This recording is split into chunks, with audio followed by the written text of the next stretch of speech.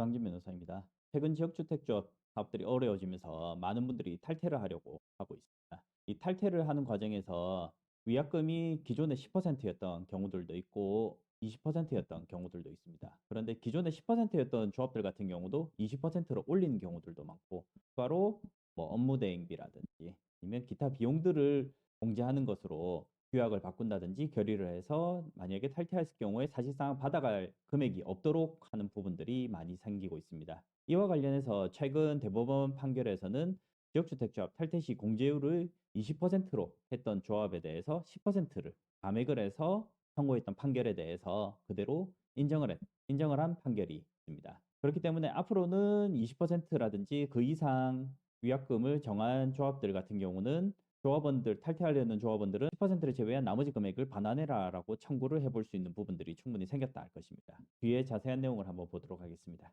사건 개요는 원고는 조합원이고 피고는 해당 조합입니다. 2014년에서 2015년도에 계약을 체결했고 총 분담금은 2억 원 정도로 했고, 그리고 업무 용역비는 1,000만 원 별도였습니다. 2019년 4월 28일 정기총회에서 탈퇴, 자격 상실, 제명 등으로 조합원 지위 상실 시 납입 금액을 전체 분담금의 20%와 업무 용역비 100%를 공제하는 것으로 의결을 했습니다. 그 이후에 원고들은 2019년 9월에서 11월 사이에 세대주 지위 상실로 조합원 자격을 상실했습니다. 여기에서는 조합원 지위 상실 시 납입금 공제율을 20%로 올린 부분에 대한 적정성과 그리고 민법 398조에 따른 감액이 가능하냐라는 부분이었습니다. 법적 쟁점을 정리해보면 공제금의 법적 성격에 대해서 조합원 지위 상실 시 납입금액에서 전체 분담금의 20%를 공제하는 것이 손해배상액의 예정이 되는 것이냐라는 부분인데, 손해배상의 예정액이 된다 하면 민법 398조에 의해서 법원에서 직권으로 감액이 가능합니다.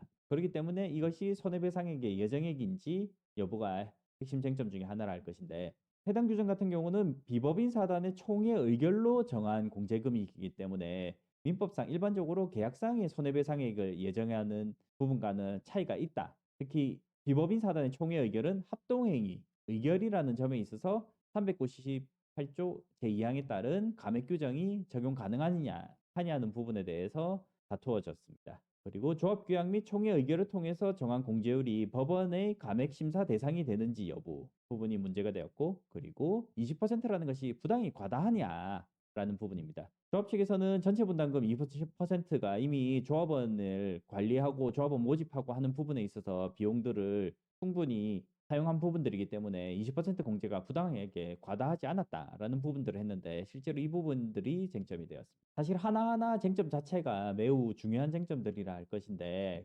법원은 이에 대해서 공제금의 성격에 대해서는 조합원 지위 상실로 인한 손해 여부 및 확정에 관한 분쟁을 예방하고 조합원에게 심리적인 부담을 주어서 자격 유지를 강제하는 효과라는 부분에 있어서 이런 것이 손해배상의 예정액에 해당한다라고 보았습니다. 그래서 민법 398조 제2항에 따라서 손해배상의 예정액이 부당하게 과다한 경우에는 법원이 적당하게 감액할 수 있다라는 부분에 대해서 합동행위 조합 총회 의결에도 적용이 된다라고 보았습니다. 그리고 일반적으로 부동산 매매 계약에서 계약금은 총 매매 대금의 10% 정도로 정하는 것이 거래 관행이기 때문에 손해배상액의 적정 수준에 있어서도 10%로 보는 것이 타당하다고 보았고, 이러한 법원 원심의 감액 사유에 대해서 일부 부적절한 부분이 있어 전체적으로는 원심의 결론이 정당하다라고 해서 대법원이 결론을 내서 결국 전체 분담금 20%를 공제금으로 정한 것은 부당하게 과다함으로 전체 분담금 10%로 감액함이 타당하다라고 해서 판결을 내렸습니다. 이것은 전체 분담금에 대해서 20%한 부분을 10%로 줄인 것이고, 이 이외에 업무 대행비를 공제하는 부분은 그대로 인정이 되어서 업무 대행비와 10%를 더한 금액을 공제한 나머지 금액을 반환해라 라고 판단을 한 것입니다. 그래서 전체 분담금의 20%에서 업무 용역비를 뺀 것을 전체 분담금 10%에서 업무 용역비 100%를 뺀 것이 되는 것인데, 전체 분담금이 3억 원이었고 업무 대행비가 1,000만 원이었다면 20% 공제가 됐다면 6천만 원에서 1,000만 원을 공제한 총 7천만 원이 공제가 되어서 8천만 원만 1억 5천 납부한 것 중에 8천만 원만 환급이 되었을 건데, 10%로 줄면서 3천만 원에서 1,000만 원을 더한 4천만 원만 공제가 되어서 1억 1,000만 원 환급이 될 수 있었던 것입니다. 차이는 3천만 원 차이가 났습니다. 해당 판결은 비법인 사단의 의결도 감액 심사에 해당한다라고 보았고, 그리고 10% 사실상 전체 분담금의 10% 정도가 적정 공제율로 실질적 가이드라인으로 작용할 것으로 생각이 됩니다. 다만 이와 관련해서 조합이 10% 초과하는 공제율을 적용하기 위해서 객관적이고 구체적인 손해 산정 자료를 제시하면서 입증을 하게 된다면 10% 이상이 공제가 될 수도 있을 것으로 보입니다. 조합원 모집 비용이라든지 또 광고 비용이라든지 관리 비용이라든지 그 외 조합원 개인에게 지출되는 비용들이 있다라고 했을 경우에 해당 부분들을 입증을 하면 될 것으로 보이고, 유사한 사안에서 하급심 판결이긴 하나 토지 비용과 관련해서 결국에는 n분의 1로 나눠서 공제해야 된다라고 주장했지만, 토지 같은 경우는 비용을 지출한 것은 맞지만 결국 토지가 여전히 자산으로 남는 것이고, 그 부분에 대해서는 일반 분양을 해서 결국 회수를 할 수 있다라는 점에 있어서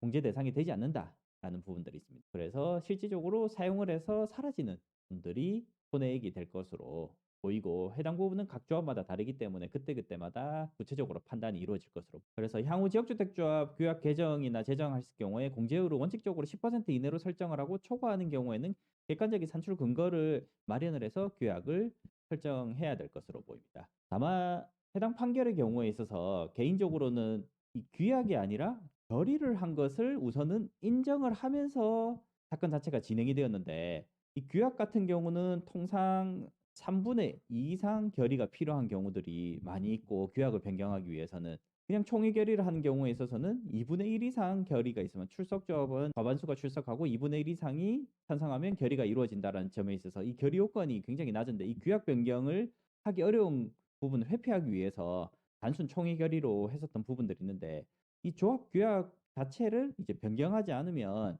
이 공제율 자체도 적용이 되지 않는다라는 주장에 대해서 별도의 판단이 있었고 주장이 있었으면 어떨까라고 하는 생각이 있습니다. 어쨌든 이러한 부분들을 고려하지 않는다 하더라도 기존에 원래 10%로 설정된 부분을 그대로 인정을 했습니다. 그래서 규약을 전체 분담금 10% 이내로 해서 업무 용역비 처리 기준, 업무 대행비 처리 기준도 명확하게 해서 조합원 지위 상시 시 환급 기준을 명확하게 해서 규약을 변경을 하는 것이 필요하다고 보입니다. 그리고 변경을 하게 되면 반드시 구청이나 시청 등의 행정청에 신고를 반드시 해야지 효력이 발생한다는 점에 있어서 주의를 해야 하겠습니다. 조합 측으로서는 이제 탈퇴로 인한 손해와 관련해서 입증 자료를 준비를 해야 될 것이고, 이 의사결정과 관련해 가지고는 앞서 이야기 드린 것처럼 규약 변경과 단순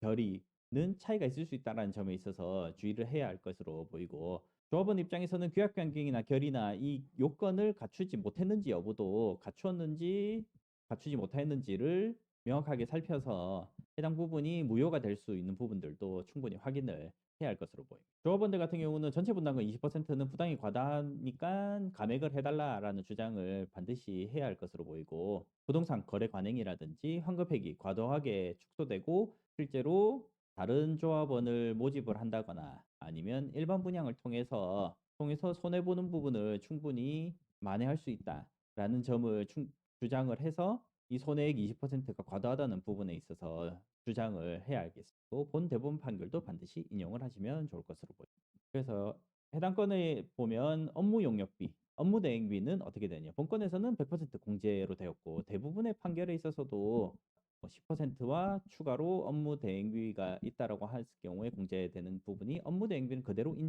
공제되는 것을 인정하는 경우들이 많습니다. 10% 절대 기준인가 원칙이 아니다라는 점에 있어서 주의를 해야 겠습니다. 객관적으로 조합 측에서 손해를 입증하면 상향이 될 수 있다라는 점에 있어서 참고하시면 좋겠습니다. 여기까지 설명드렸습니다.